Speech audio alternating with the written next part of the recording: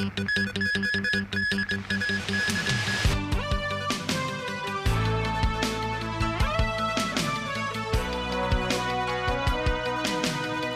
evening and thank you for joining us. Chief Executive John Lee today held his first district consultation for the policy address he will deliver in October. The Musingai reports. The first district public consultation for the upcoming policy address was held at this primary school in Tai Po. Chief Executive John Lee and most of his cabinet secretaries attended the meeting. The consultation was divided into two sessions, with about 120 people from different backgrounds attending the event. Some residents focused on the city's financial status and development. For instance, this man works in the security sector. He said finance used to be a key pillar of the SAR. However, many securities firms have shut down in the past few years, and a precedented scenario in Hong Kong history. In response, the CE said the financial sector and securities now face multiple global challenges. Lee said ASEAN countries and the Middle East are seen as the new engines for global economic development, adding authorities will review relevant policies. This woman, a representative of manufacturing, hopes the government can act as a mediator between banks and small and medium enterprises. She said banks are playing safe amid the current economic situation. They cannot help you, but mainland banks support companies to apply for financing. The CE said authorities hope to help SMEs through the transitional period, adding Hong Kong's economic growth will improve further next year. Meanwhile, tourism was another aspect that was often mentioned by members of the public during the consultation.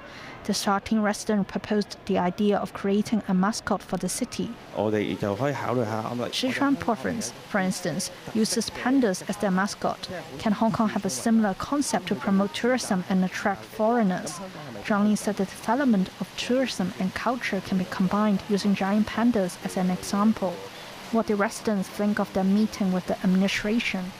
I think it's kind of friendly and open, and to me, I think our CE and all the secretary are quite open in listening and replying. We have, different groups focusing on different areas to discuss, which is also quite nice because the related government officials are in the particular room to discuss about this similar topics. The government wants to adopt the opinions of teenagers more and more.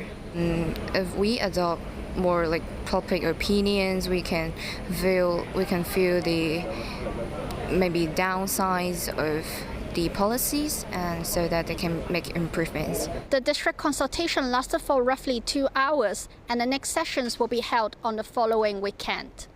Mims 9, TVB News. Secretary for Culture, Sports and Tourism Kevin Yeung said the pregnancy of giant panda Ying Ying came as a surprise to Ocean Park, and that's why Hong Kong needed emergency help from the mainland to deliver panda-use milk powder. He added the government shares the responsibility to resolve issues related to funding for any expansion projects of panda pavilions. Last Thursday, giant panda Ying Ying gave birth to a female and a male cub on the eve of her 19th birthday at Ocean Park. But once the pregnancy was discovered, it had been kept under wraps.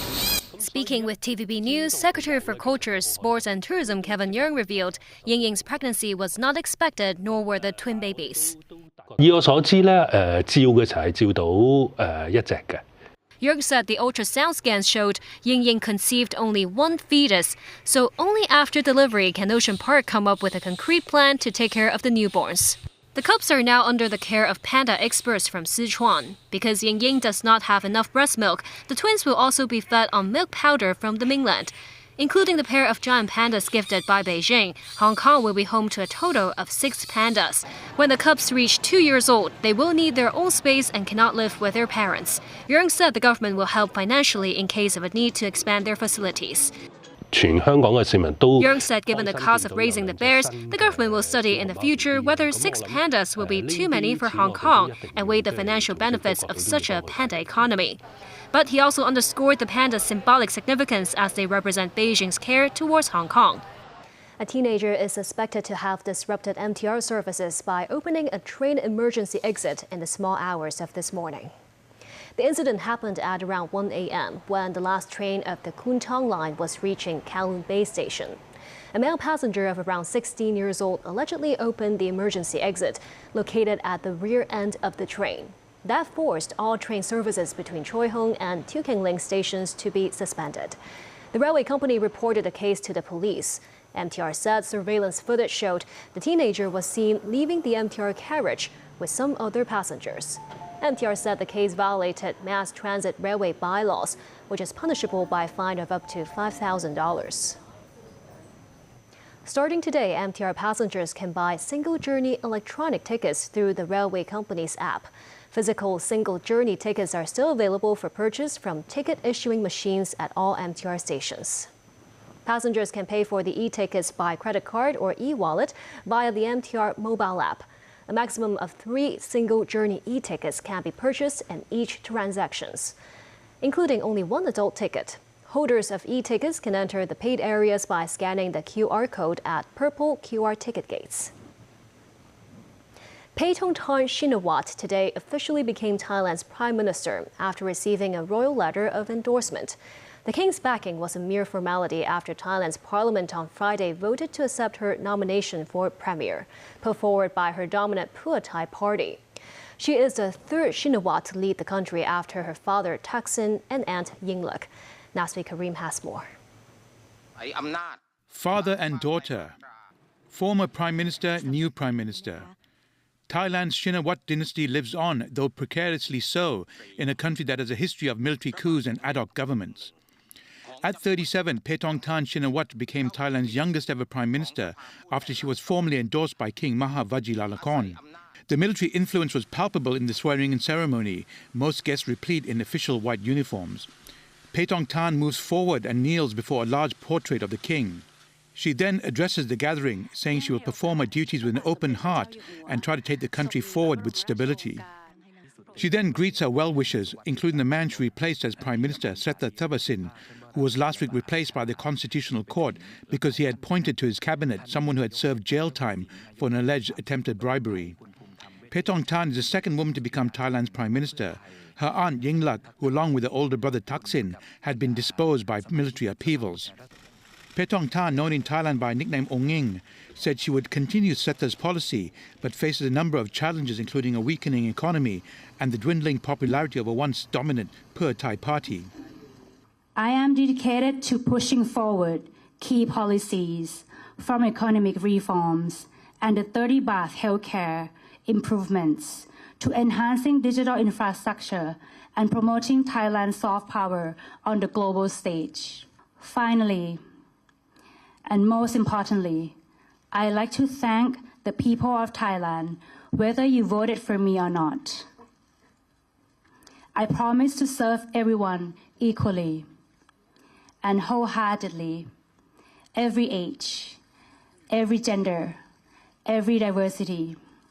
Being part of the Shinawatra clan, Paetongtarn said she will lean on her father for advice, though she is determined to be her own woman. Thaksin on Saturday was released from house arrest by the king after serving a shortened sentence for corruption.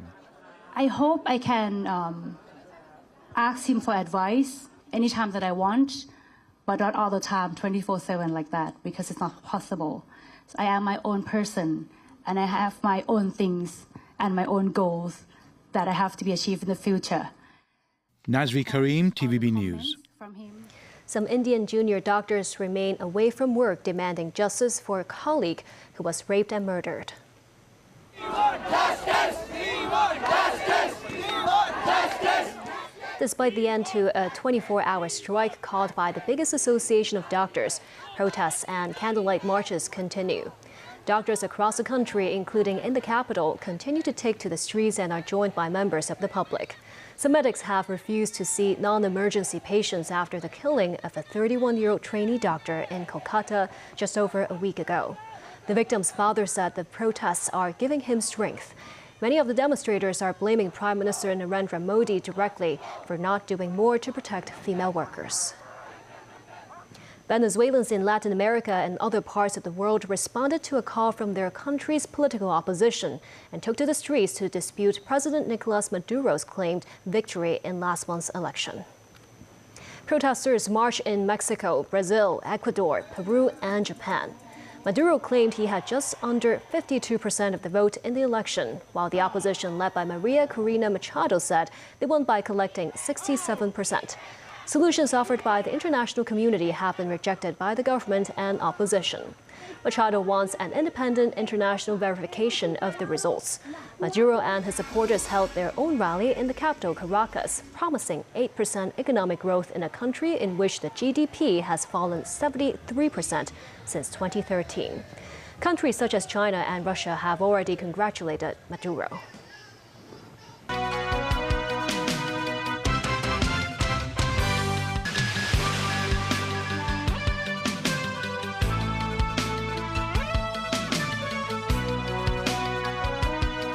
Welcome back. U.S. Secretary of State Antony Blinken is on his way to Israel in a diplomatic push for a peace settlement in Gaza that would end the 10-month war between Israel and Hamas. While he travels, Palestinians continue to die from Israeli attacks. David Garrett reports. A night flight for the top US diplomat. Secretary of State Antony Blinken quick to get formalities over with and climb the steps on his way to Israel. It's his 10th trip since war broke out, with US President Joe Biden saying a deal is closer than at any time. Violence raged over the weekend with several Israeli strikes. Blinken will hope to snuff out any dissenters trying to derail the peace process first proposed by the US in late May. Talks will continue in Egypt this week after 2 days of negotiations in Doha. Mediators Qatar, Egypt and the Americans optimistic a deal will be sealed. French Foreign Minister Stéphane Séjourné said the same as he ended a regional tour with his Egyptian counterpart. Séjourné said it's a necessity to end the suffering of Gazans and hostages. Egypt's Foreign Minister Badr Abdelati said regional peace was so important that his country would never stop. He said there is communication between Israel and the Palestinians, adding that if intentions are sincere and there is political will, certainly a ceasefire can be reached. There are some gaps and loopholes, but they are being dealt with. Blinken will hope to tie up those loose ends in Israel, but will find a country divided on the way forward.